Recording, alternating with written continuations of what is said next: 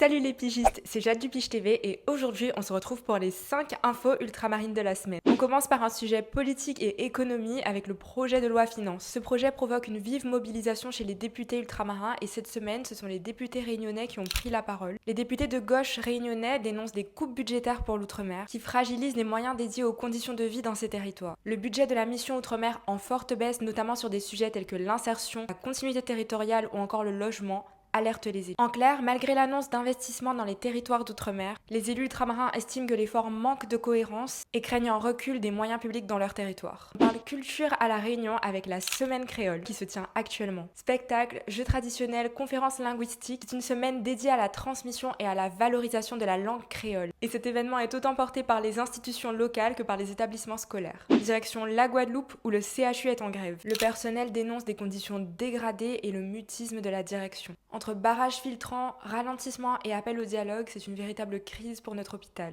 Le préfet a appelé à une reprise des discussions pour garantir l'accès aux soins. De retour à Paris, car hier soir s'est tenu le cocktail de rentrée de l'association des étudiants ultramarins de la Sorbonne, Sorbe Outre-mer. Accueilli par la députée martiniquaise Béatrice Bellet, ce cocktail a eu lieu à l'Assemblée nationale, l'occasion pour l'association de rappeler toutes ses actions et de parler de ses nouveaux projets pour l'année à venir. Et on rappelle que Sorbe Outre-mer n'est pas réservé aux étudiants de la Sorbonne, mais est ouverte à tous les étudiants ultramarins d'Île-de-France. Et même si vous êtes déjà dans la vie active, vous pouvez encore rejoindre l'association. Et on finit en Martinique car ça y est, l'annonce est tombée. Le voyage de préparation à l'élection de Miss France 2026 se déroulera sur l'île aux Fleurs. De quoi apporter à la Martinique une belle visibilité nationale et garantir des retombées touristiques pour la prochaine saison. C'était les 5 infos ultramarines de la semaine. Je vous souhaite un excellent week-end et je vous dis à la semaine prochaine pour plus d'actu.